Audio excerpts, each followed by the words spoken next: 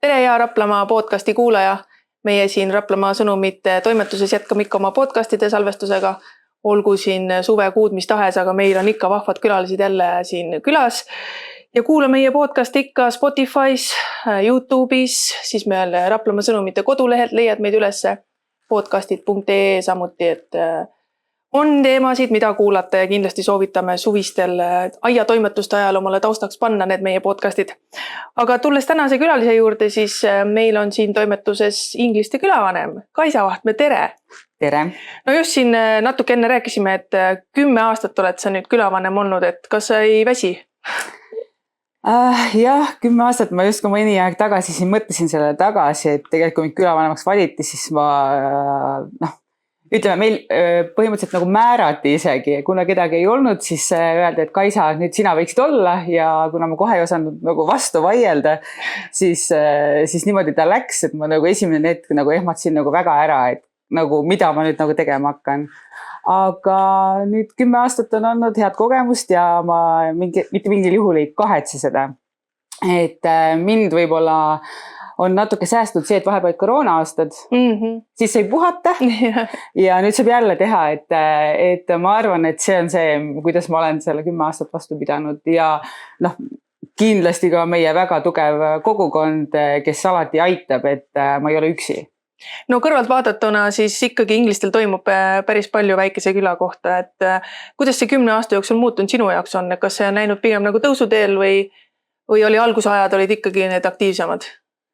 Ei, ma ei ütleks, et siin nagu mingi suuri tõuse-langusid oleks, pigem on võib-olla olnud muudatused, sest ka enne mind olid väga tugevad külavanemad, tänu kellele ma sain põhimõtteliselt nagu alguses lihtsalt, ütleme niimoodi, tavapärase rütmiga lihtsalt jätkata ja nüüd on lihtsalt mõningad üritused on natuke muutunud, mõningad on ära jäänud, mõningad on juurde tulnud, et pigem ma arvan, et ma ei saa ühtegi nagu sükst tõusu või mõõnu tuua, lihtsalt need asjad on arenenud. No ja eks ajad muutuvad ka, et 10 aastat on päris pikk aeg ja inimestel tekivad uued huvid ja soovid nii-öelda külaelu edendamisel. Et täna me oleme siin, et rääkida Ingliste mudajooksust. Ja. See on teil teine kord? Ja sellel aastal korraldame teist korda. Kus see idee alguse sai?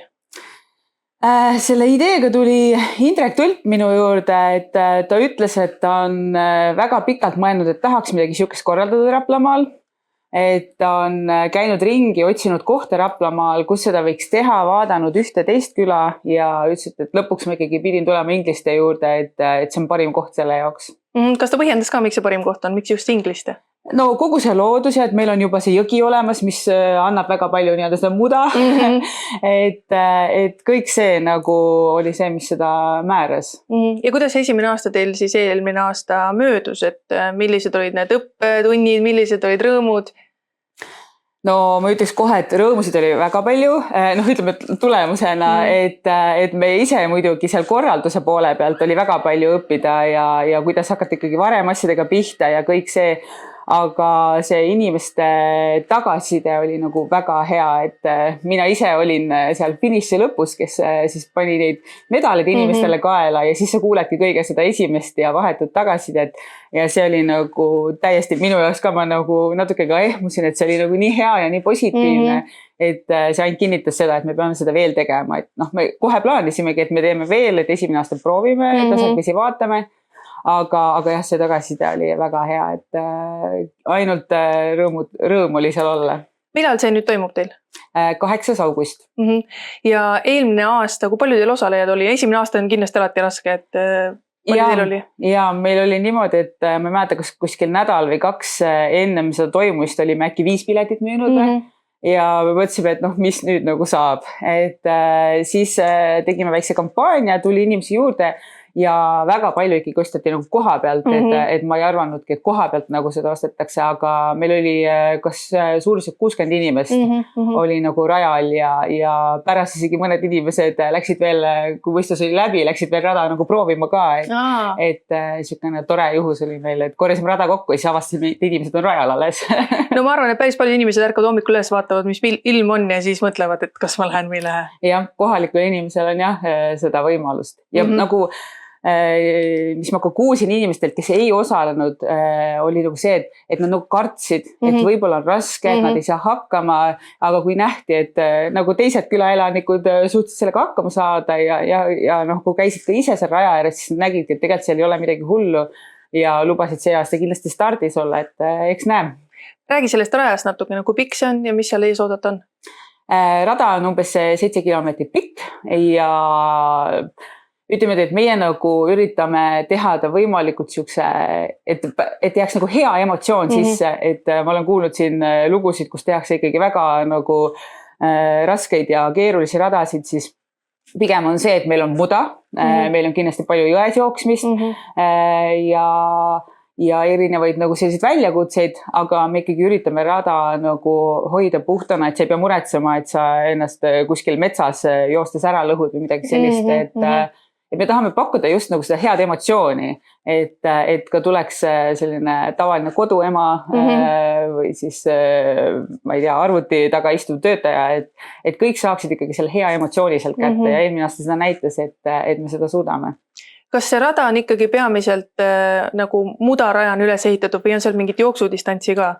Ütleme väikeste vaheldustega, et näiteks eelmine aasta meil oli isegi niimoodi, et üks, ma kujutan ette, siukene 1,5–2 kilti või ma arvan isegi vähem, mis see niimoodi ei oska öelda, aga oli nagu siuke pikem jooksudistants ja siis inimesed ütlesidki, et oota, mis see nüüd oli, et me tahtsime muda jooksu, aga kindlasti on ka selliseid vahepeal jooksudistantse, et ka me alustame Ingliste staadionilt ja sealt ka nad alguses siukene mingi 300–400 meetrit ikkagi jooksevad tee peal ja siis alles sealt lähevad jõkke, et noh, me tahaks nagu, et oleks natuke vaheldust, et sa saad korra nagu jalga puhata ja sellepärast, et seal mudas on ikkagi päris korralikult tore joosta.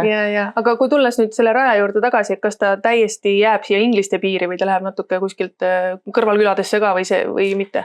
Ja ta tuleb, noh, me lähme Hõreda külasse kindlasti, et seal on sild, mille alt me läbi jookseme ja siis sealt veel mööda neid siukseid jõe ääri ja jõe ületust toimub ka nagu seal. Räägi sellest ettevalmistamisest natuke, nüüd on päris palju kuiva aega olnud, et kas seda muda on vaja nüüd ise ka hakata tootma kuidagi või kuidas see käib?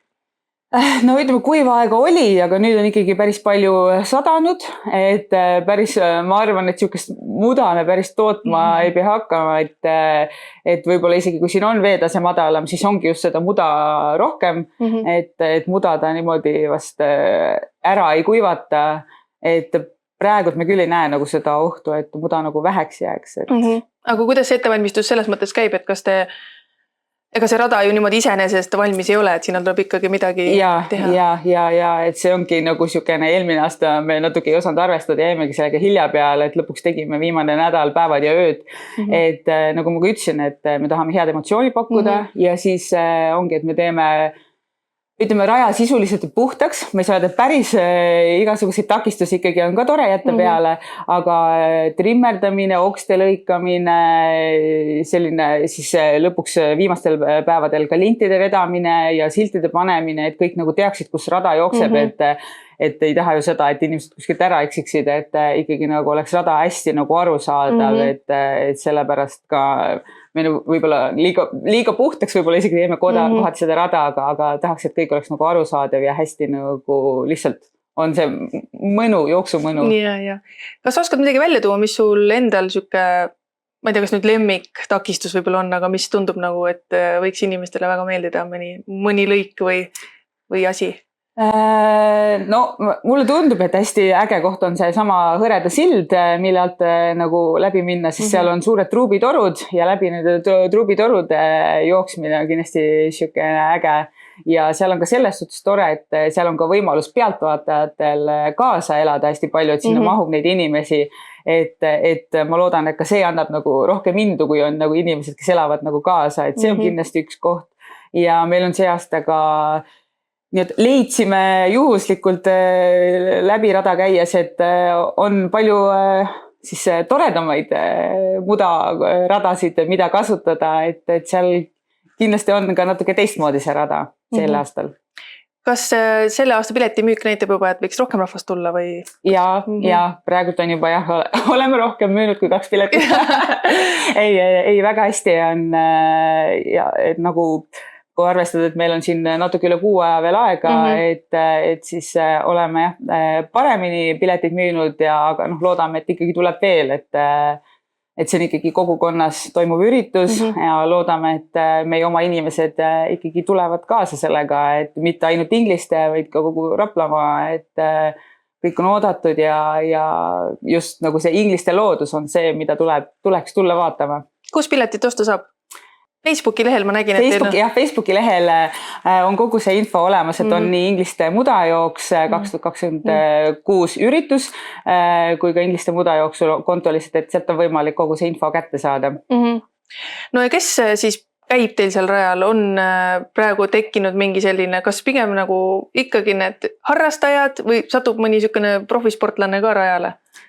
Ja eelmisel aastal oli meil, ma saan küll aru, et see oli Indreku väiksel utsitusel, aga oli ka täitsa profisportlasi rajal, kes andsid ka nagu, me just ootasime ka nendelt niisugust nagu head tagasisidet, et mida teha teisiti, mida parandada, et saime sealt kasulikku tagasisidet, aga oli ka väga palju selliseid tavalisi inimesi, et mõned isegi ka lapsed tahtsid osaleda, et koos vanematega on see lubatud ja sel aastal võib-olla on ka see teisiti, et me plaanime ka väikestada lastele teha, et nagu päris väikestele, et vaatame, et kas me saame kuidagi seda ka mudaga ühendada või ta jääb ikkagi pigem niisugune lihtsalt laste jooks.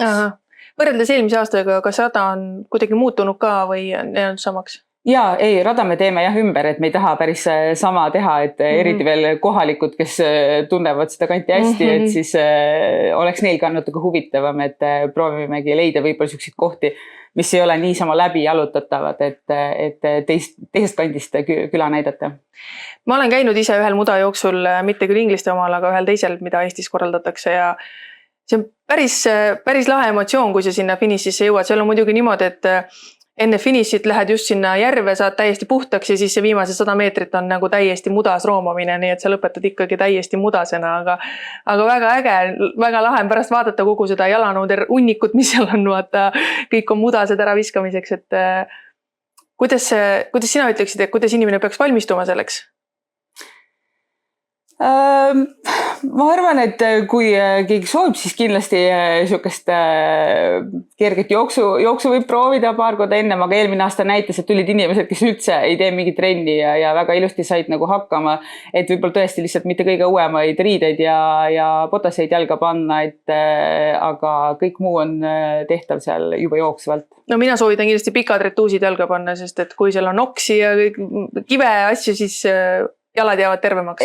Jah, ega samas oli meil eelmine aasta mehi, kes läksid ainult ujumispükstega rajale, et kõik on võimalik, et ütlemegi, et sellised lihtsalt nagu, kui on ikkagi kuskil jões mingi kivi või mida me tõesti nagu ei näe, et sellised asjad võivad olla, aga muus osas me ikka üritame seda sellisest lihtsalt niisama kraapimist nagu ära hoida. Aga pikad püksid, jah. Möödunud aastal oli ju koos mudajooksuga ka kodukohvikute päev, kui ma ei eksi, kas sel aastal on sama kontseptsioon? Ja et algselt hüüdsimegi välja mudajooksu, sest eelmisel aastal paljud kodukohvikupidajad ütlesid, et nad on väsinud ja ei jaksa, et sest kodukohvikud on siin ka varasemalt olnud ja siis mõtlesime, et ma ei hakka nagu kedagi nagu survestama, aga nüüd on järjest tulnud erinevaid kodukohvikute pidajaid, kes ütlevad, et me tahame teha, et meil ongi praegu kas 4 kohvikut vist või. Et igal juhul tuleb tulla ka kohvikuid nautima ja siis või ongi, et üks pool partneritest näiteks võib-olla läheb rajale, teine saab minna kohvikutesse, et kui algselt oli see idee, et kui näiteks pereisa jookseb, siis ülejäänud pere saab minna kohvikusse, kui nad ei taha joosta, ja sellega me saame ka edasi minna. Kas Simman ka õhtul toimub või sel aastal? Ja ikka tuleb ansambli pidu õhtul pargis ja proovime ka sinna leida toitlustajad, et suvel on nii palju ürituseid, et väga paljud on kinni, aga see kõik jooksvalt see info ka sinna Facebooki lehele tuleb. No mis seal ikka inimestele, igal juhul hakake vaikselt jooksma, proovige võib-olla korraga mudas roomata, siis saate teada, mis tunne on. Aga igal juhul soovitan minna Ingliste mudajooksule ja aitäh kuulamast, kohtume jälle. Aitäh, Kaisa! aitäh.